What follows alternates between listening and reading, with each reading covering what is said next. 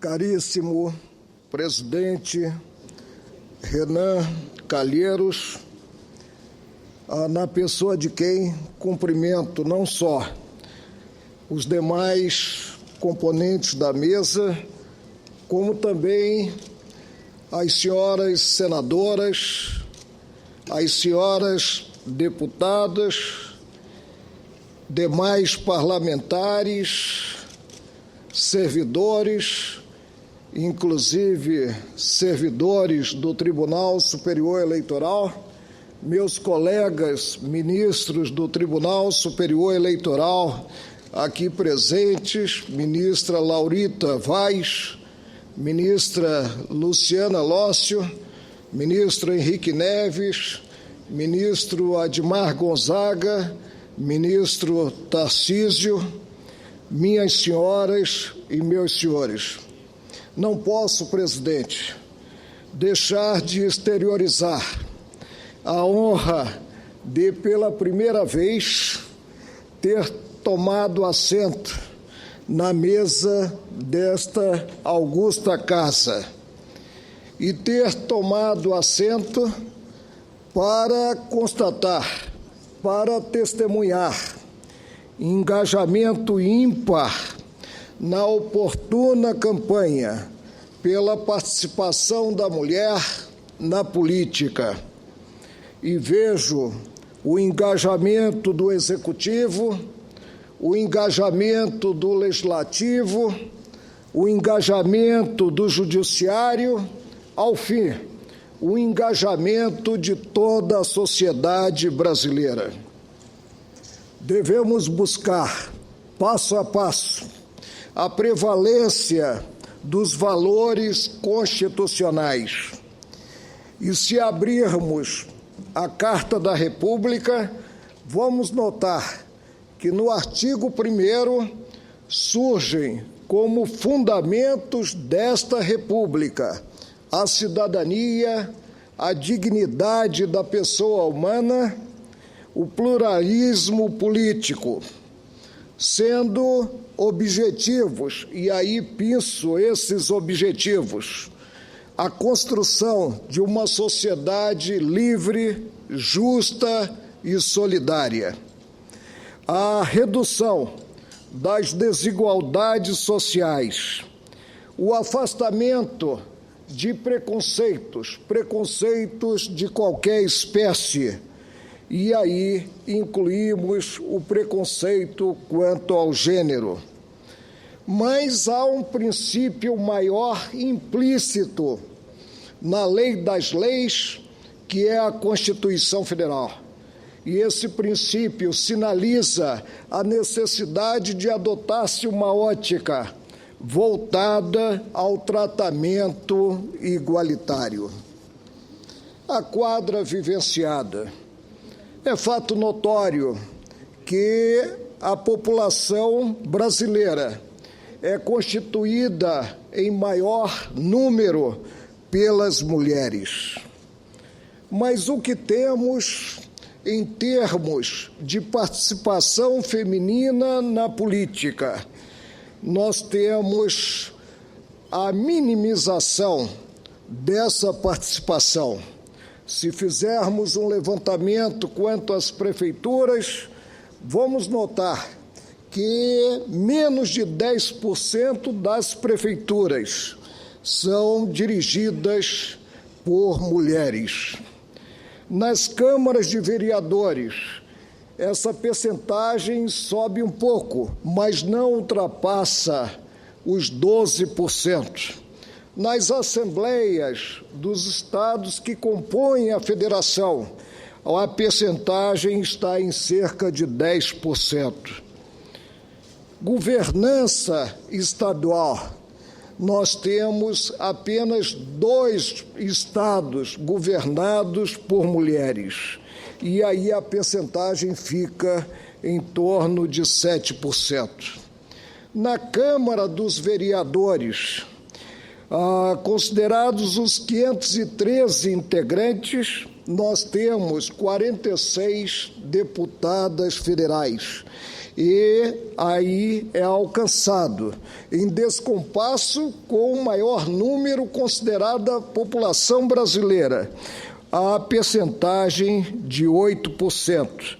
No Senado da República, há um percentual maior, de 12%, já que temos 10 senadoras entre os 81 membros desta Casa do Senado.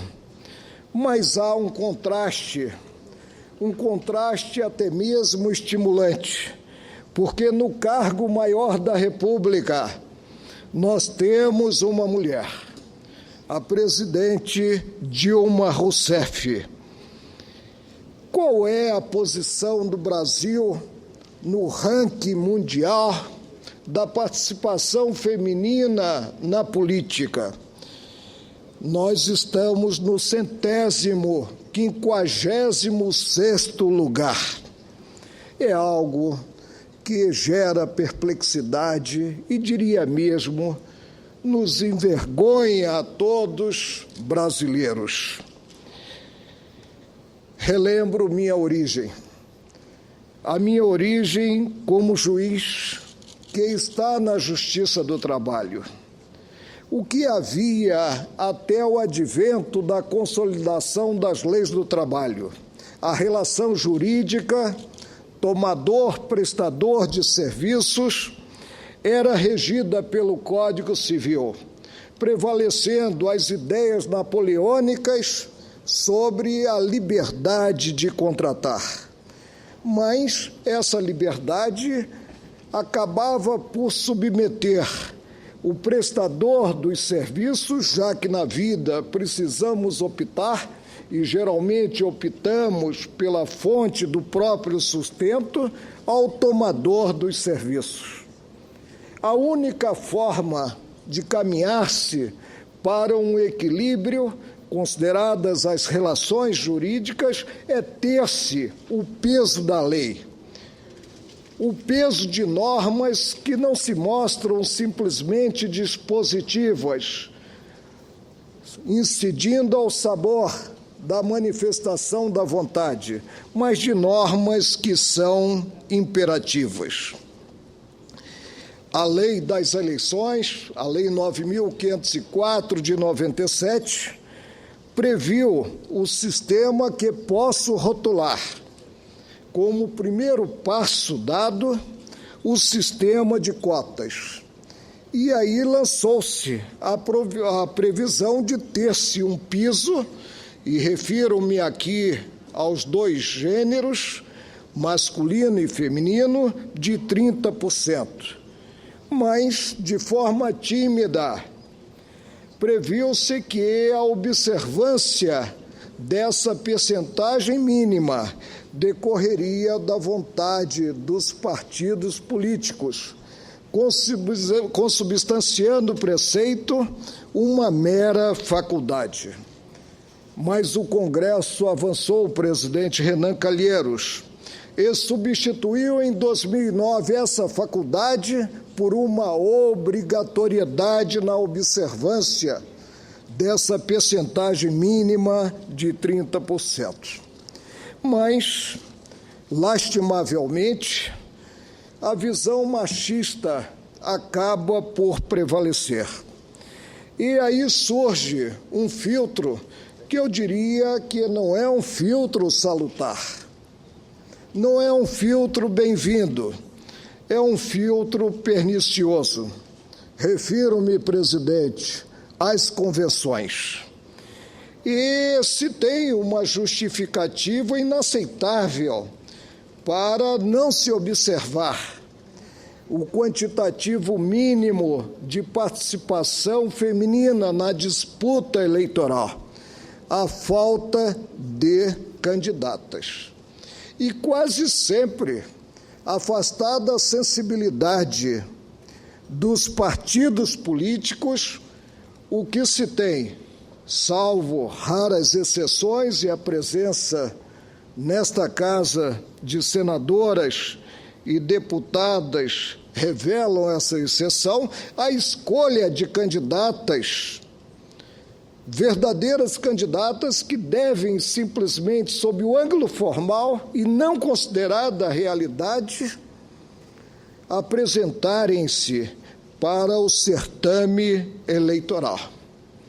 Há necessidade de uma conscientização maior, há necessidade de perceber-se até mesmo que o Ministério Público Eleitoral estará atento a fraudes que venham a ser perpetradas quando da realização das convenções.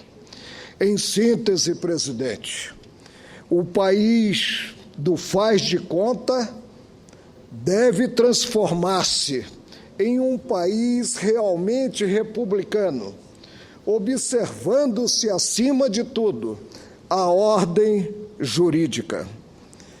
Em 2013, sob o ângulo simplesmente pedagógico, e vou dizer porque me refiro a esse enquadramento, o Congresso aprovou o projeto que resultou na Lei 12.891, inserindo na 9.504 de 97 um preceito a sinalizar que o Tribunal Superior Eleitoral, no período compreendido entre 1º de março e 30 de junho dos anos eleitorais, é uma norma, portanto, permanente, em tempo igual ao disposto no artigo 93 da mesma lei, substituiria o verbo não poderá, implementará propaganda institucional em rádio e televisão destinada a incentivar a igualdade de gênero e a participação feminina na política. A lei realmente foi editada.